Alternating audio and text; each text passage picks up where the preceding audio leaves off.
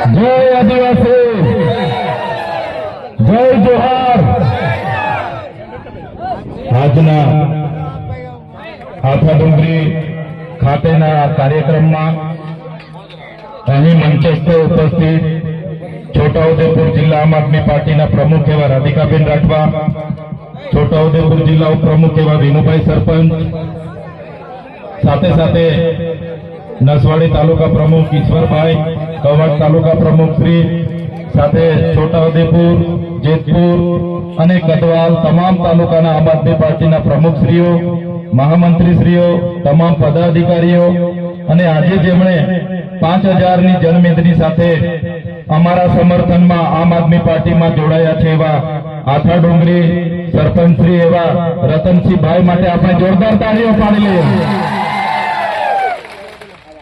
સાથે સાથે ઘણા વર્ષોથી રાજનીતિમાં છે, જેઓ 3 વખત વિધાનસભા પણ લડ્યા છે અને પૂર્વ સરપંચ ડુંગરીના આપણા ભંગ્યાભાઈ રાઠવા પણ 3000 કાર્યકરો સાથે આપણી સાથે જોડાયા છે। જોરદાર તાળીઓથી વધાવી લે। સાથે આજુબાજુ ગામના વીજળીના સરપંચ છે, સાથે આજુબાજુ ગામના સરપંચો, તાલુકા પંચાયતના પૂર્વ સભ્યશ્રીઓ, હાલના ગ્રામ પંચાયતના સભ્ય અને ભાજપમાંથી કિસાન મોરચાના પ્રમુખ એવા સંજયભાઈ અને તમામ કોંગ્રેસમાંથી પણ મોટી ભાગના આગેવાનો અમારી લડત સાથે જોડાઈને અમને સમર્થન આપ્યું છે, અમારા પાર્ટી પરિવારમાં જોડાયા છે એવા બધા જ લોકો અહીં ઉપસ્થિત છે। ત્યારે આ વિસ્તારના વડીલો, યુવાનો, માતા બહેનો અને તમામ સાધુ સંતો, મહંતો બધા જ લોકોને મારા નમન કરું છું, પ્રણામ કરું છું અને બધાને અભિવાદન કરું છું। હું અહીંયા આવ્યો અને બાજુનું ગામ, થોડા દૂર ગામ વીજળી ગામે અમે હતા અને નસવાડી તાલુકાના, કવાડ તાલુકાના 8-10 આગેવાનો મને મળ્યા અને 8-10 આગેવાનોએ કીધું, સાહેબ અમારા 28 ગામ હાઇડ્રો પ્રોજેક્ટમાં આ લોકોએ બારોબાર સંપાદિત કરી દીધા છે અને હાઇડ્રો પ્રોજેક્ટ આવવાનો છે। અમારા 28 ગામના લોકોને અહીંથી વિસ્થાપિત કરવા માટે સરકારે મન બનાવી લીધું છે। કલેક્ટર, એસડી, એમના પ્રાયોજના વહીવટદાર, એમના ડીસીએ, એમનું ખાણ ખનીજ વિભાગ, એમનું જીએમડીસી, જીઆઈડીસી અમારે ત્યાં આવે છે પોલીસને લઈને અને અમારા ગામડા અમારા ખાલી કરાવે છે। ત્યારે 28 ગામના લોકોને કેમ છો? તમે 28 ગામના માત્ર નથી, તમારી સાથે 1,25,00,000 આદિવાસીઓ પણ કોઈની તાકાત નથી। અમારા આદિવાસીઓને અહીંથી ઉઠાડીને બહાર લઈ જશે। જે દિવસે આ ગુજરાતની ભાજપની સરકાર અમારા 28 ગામના આદિવાસીઓને ઉઠાડવા માટે આવશે, એ દિવસે ચૈતરભાઈ, રતનસિંહ, રાધિકાબેન રાઠવા, વિનુભાઈ રાઠવા, નરસિંહભાઈ રાઠવા, અમારા ભંગ્યાભાઈ રાઠવા, અમે પહેલા દંડો ખાઈશું, અમે પહેલા ગોળી ખાઈશું, પણ મારા સાથીઓ તમે અમારી સાથે રહેજો, ભારતીય જનતા પાર્ટીની સરકારને ઉખાડીને ફેંકી દઈશું। અહીંયા ડેમો આવ્યા ત્યારે અમારા લોકોને વિસ્થાપિત કરી દીધા તમે, અહીંયા કોરિડોર આવ્યા અમારા લોકોને વિસ્થાપિત કરી દીધા, અહીંયા આંબા ડુંગરમાં અમારા લોકોની જમીનો લઈ લીધી તમે, અહીંયા નેરના નામે જમીનો લઈ લીધી। હવે તમે અમારા ગામોને હાઇડ્રોજન પ્રોજેક્ટના નામે ઉઠાવવાની વાત કરો। એ ભૂપેન્દ્રભાઈ પટેલ હોય, હર્ષભાઈ સંઘવી હોય, એમને આ પવિત્ર ધરતી પરથી ચેલેન્જ કરું છું, અમારા 28 ગામના લોકોને હાથ લગાડીજો। અમારા 28 ગામના લોકોને હાથ લગાડીને બતાવો અમારો ઇતિહાસ, બિરસા મુંડા ભગવાન, તાત્યા મામા, ખાડિયા નાયક એમના વંશજો છે। જે દિવસે અમારા આદિવાસીઓને હેરાન કરશો, એ દિવસે આ વિસ્તારમાં આર પારની લડાઈ અમે કરવા માટે હવે તૈયાર થઈ ગયા છે। જ્યારે આદિવાસીઓને જાગૃત કરવાનું કામ અમે કરીએ છીએ, અમારા લોકોની અસ્મિતાની વાત કરીએ છીએ, અમારા યુવાનોની રોજગારની વાત કરીએ છીએ, આદિવાસીઓની વાત કરે એટલે આ સરકારને ગમતું નથી। આ ભાજપની 30 વર્ષની સરકારે મને દબાવવા માટે, મને તોડવા માટે 1 વાર જેલમાં નાખી દીધો, 2જી વાર જેલમાં નાખી દીધો, 3જી વાર જેલમાં નાખી દીધો અને મને દબાવ્યો, ભાજપમાં લઈ જવા માટે, તોડવા માટે મને ડરાવવામાં આવ્યો। પણ ભૂપેન્દ્રભાઈ પટેલ એ હર્ષભાઈ સંઘવીને પણ કહેવા માંગુ છું, આ ચૈતરભાઈ વસાવા આદિવાસીનો દીકરો છે, આદિવાસીનો દીકરો છે, એ ડરવાનું નથી, કરારા જવાબ મિલેગા આપીશું અમે. હમણાં 30 તારીખે કેવડિયામાં દેશના વડાપ્રધાન મોદીજી આવ્યા. 31 તારીખે મોદીજીનો એકતા પરેડનો કાર્યક્રમ હતો અને આ લોકો 15 તારીખે ડેડિયાપાડામાં નરેન્દ્રભાઈ મોદીજીને ફરી ચૈતરભાઈ વસાવાની લડતને દબાવવા માટે લઈને આવે છે. લઈને આવે એનો મને જરાય વાંધો નથી. અમે વડાપ્રધાન શ્રીને મારી ધરતી પર આવકારીએ છીએ, પણ જે પ્રકારે એ લોકો અમને દબાવે છે કે તમારે 15 તારીખે વડાપ્રધાન સાથે વડાપ્રધાનના હસ્તે ભાજપમાં જોડાવાનું છે, અને આ લોકોએ કીધું કે અમારું ટાર્ગેટ છે તમને 15 તારીખે વડાપ્રધાનના હસ્તે જોડી દઈશું, નહીં તો જેલ જવું પડશે. ત્યારે ભાજપના નેતાઓને કહેવા માંગુ છું, તમે 15 તારીખે અમને જોડવાની વાત તો દૂર, તાલુકા જિલ્લા પંચાયતની ચૂંટણી આવતા હતા તમારા 1 લાખ કાર્યકરોને હું આમ આદમી પાર્ટીમાં જોડી દઈશ. પબ્લિક ભેગી કરવા માટે ડેડિયાપાડા, સાગબારા, વાલિયા, ઝઘડિયા, નેત્રંગ, નાંદોદ ગામડે ગામડે જાય છે. આ લોકો કહે છે તમારા ચૈતરભાઈ મોદી સાહેબના હસ્તે 15 તારીખે જોડાવાના છે, બધા આવી જજો, બધા જોવા આવજો. ત્યારે હું એમને કહેવા માંગુ છું, ચૈતરભાઈ ભાજપમાં જોડાવાના નથી, ચૈતરભાઈ ભાજપને તોડવાના છે, તોડવાના છે. સાથીઓ, મને સામાન્ય બાબતમાં જેલમાં નાખી દીધો. આદિવાસીનો દીકરો છે એટલે ભૂપેન્દ્ર પટેલને નથી ગમતું, હર્ષ સંઘવીને નથી ગમતું. આદિવાસીઓ માટે કેમ બોલે છે, આદિવાસીઓની મિટિંગો છોટાઉદેપુરમાં કેમ કરે, એને જેલમાં નાખો. એક સામાન્ય બાબતમાં મને જેલમાં નાખી દીધો, કોઈ વાત નહીં, કોઈ વિવાદ નહીં, અને મને સેન્ટ્રલ જેલમાં 80 દિવસ રાખવામાં આવ્યો, અંધારી કોટડીમાં રાખવામાં આવ્યો, ડરાવવામાં આવ્યો, ધમકાવવામાં આવ્યો અને કહેવામાં આવ્યું કે તમને તમે 2 વર્ષ સુધી રાખીશું, 3 વર્ષ સુધી રાખીશું, જ્યાં સુધી તમે અમારી સાથે આવા નહીં માનો ત્યાં સુધી રાખીશું. પણ આ ચૈતરભાઈ તમારો દીકરો એમનાથી ડર્યો નથી, અને તમારી બધાના આશીર્વાદથી, તમારા બધાના સહકારથી, તમારે બધાની પ્રાર્થનાથી, ઉપરવાળાની દયાથી, કુદરતની મહેરબાનીથી આ ચૈતરભાઈ વસાવા આજે છૂટીને તમારી વચ્ચે આવીને ઉભો છે. તમારો બધાનો ખૂબ ખૂબ આભાર પણ માનું છું. ત્યારે સાથે હું નાનો માણસ છું, અવારનવાર ભાજપમાં લઈ જવા માટે ધમાડો કરે, ભાજપના ના જઈએ એટલે જેલ કરાવે, ખોટા કેસ કરે, પરિવારને જેલમાં નાખે, અમને હેરાન કરે. પણ જ્યાં સુધી મારી માતાઓના આશીર્વાદ મારા પર છે, જ્યાં સુધી મારા વડીલોના આશીર્વાદ છે, ત્યાં સુધી ભાજપની પોલીસમાં તાકાત નથી કે આ ચૈતરભાઈ વસાવાને દબાવી શકે. આ અમારી જનતાનો પ્રેમ છે. જ્યાં સુધી તમે અમારી સાથે છો ત્યાં સુધી ભાજપ અમને ટચ પણ નથી કરવાની.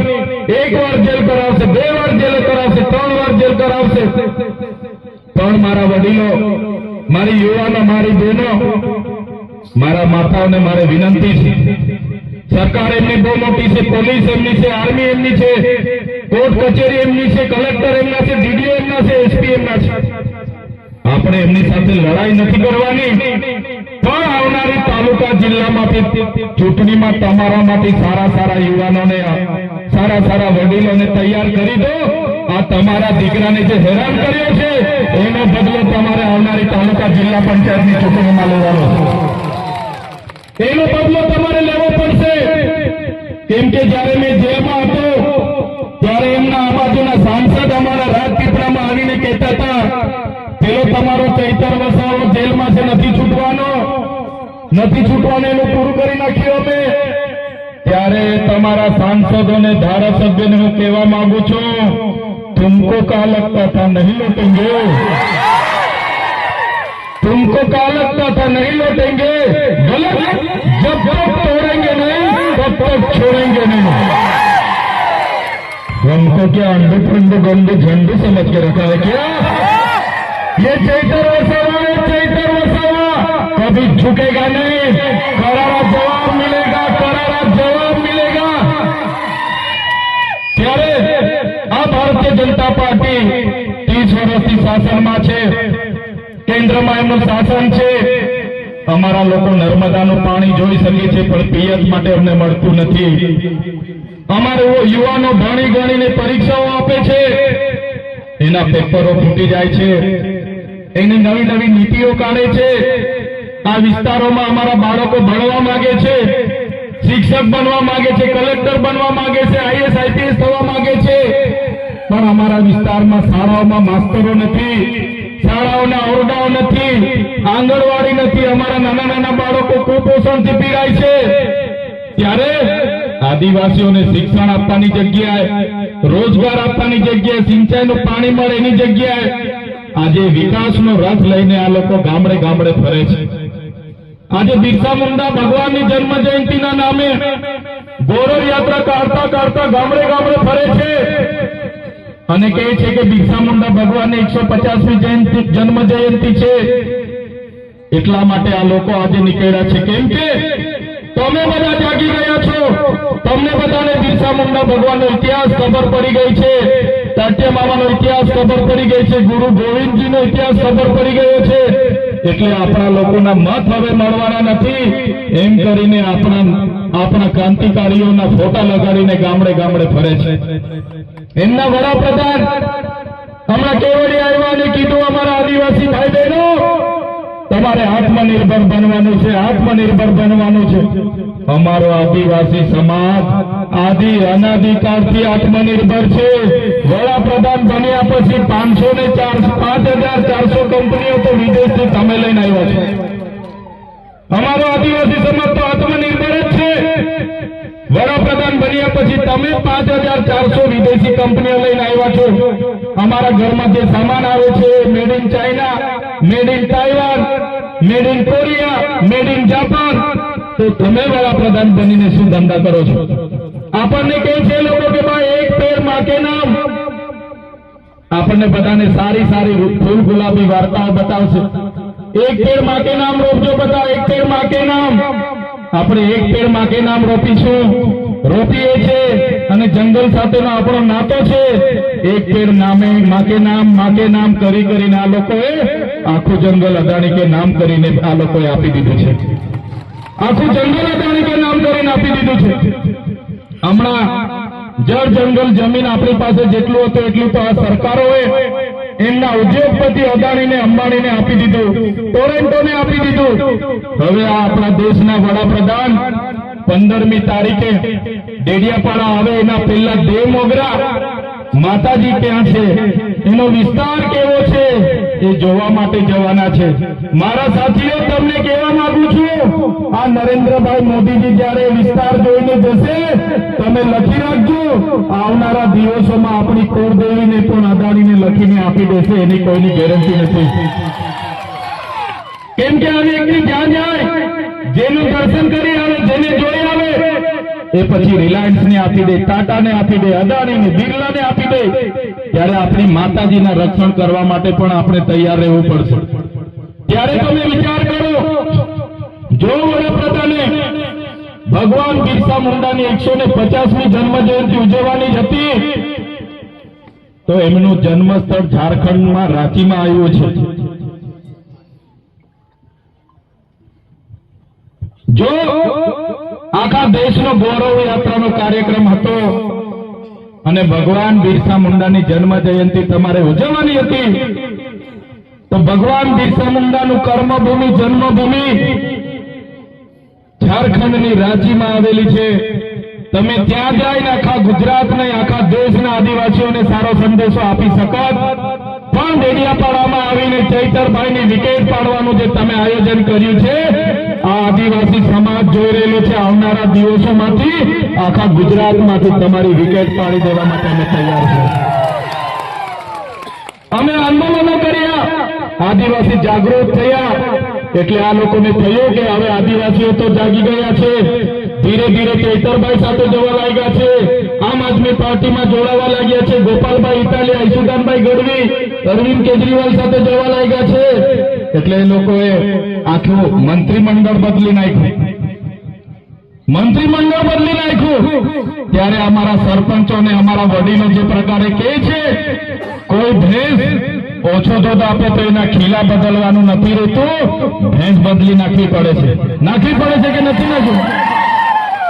ત્યારે આ તમામ વડીલોને માતા બહેનોને કહેવા માંગુ છું, બદલવાનું નથી, આપણે આખી ને આખી સરકાર બદલી નાખવાની છે. આ લોકો તૈયાર છો બધા?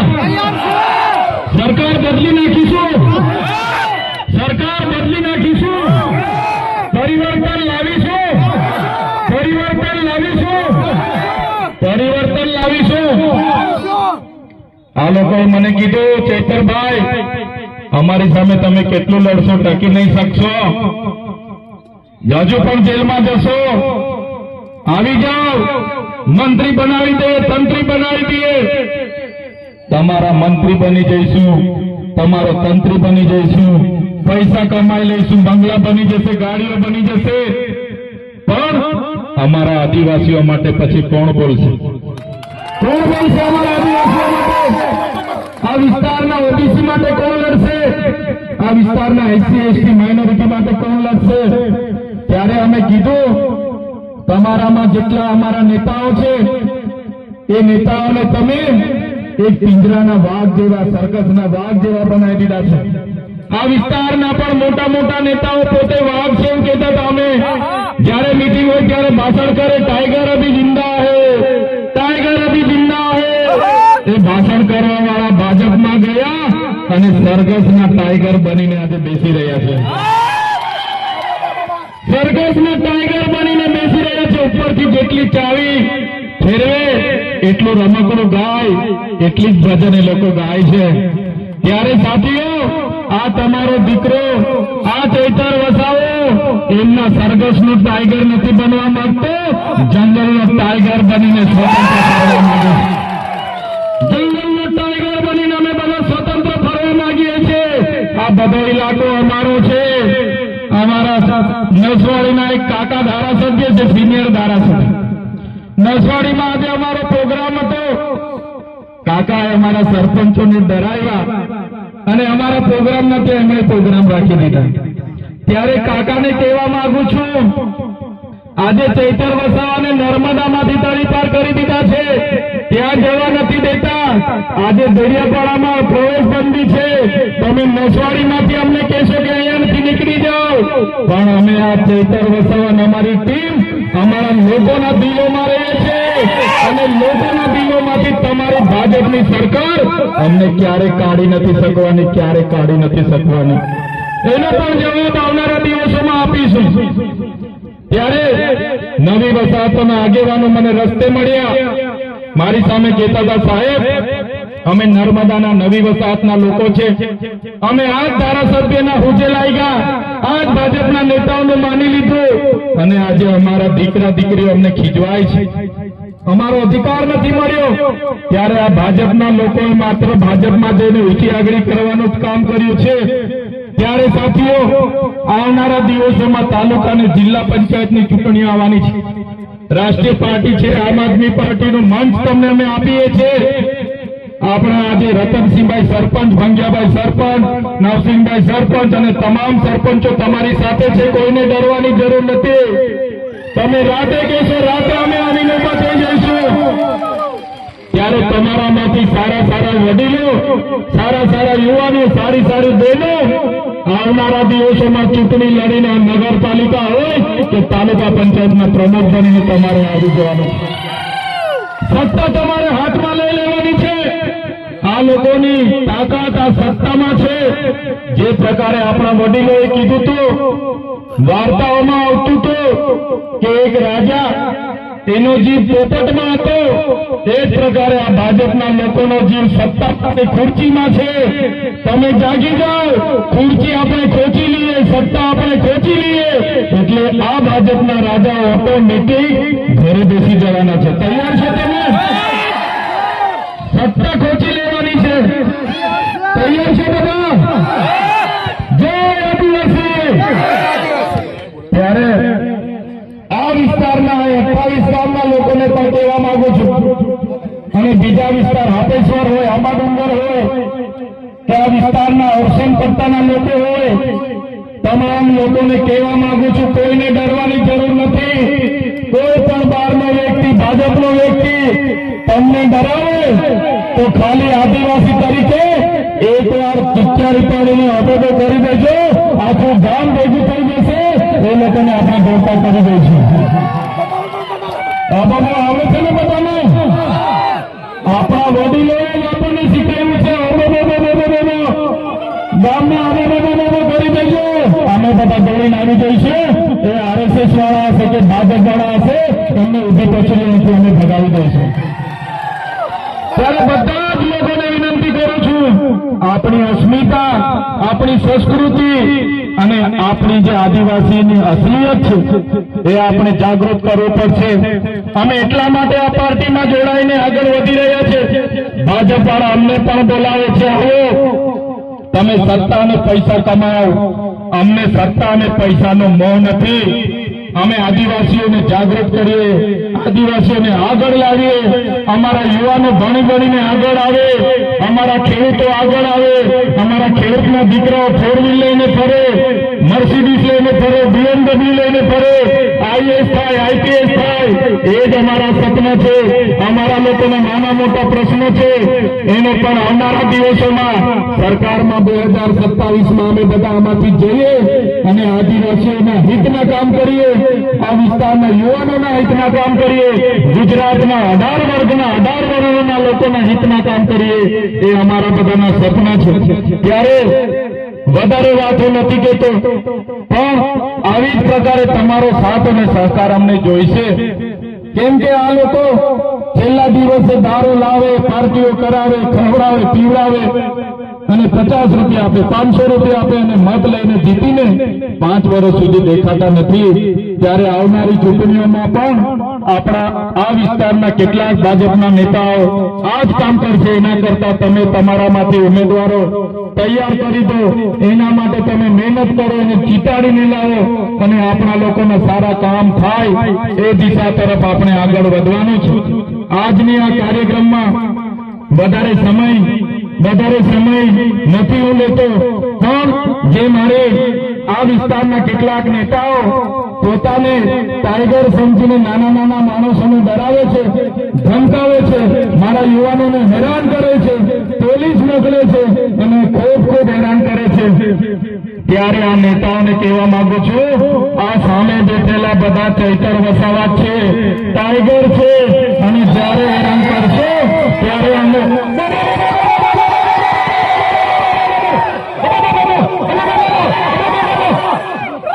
અમારી તાકાત અમે આવનારા દિવસોમાં બતાવીશું ને.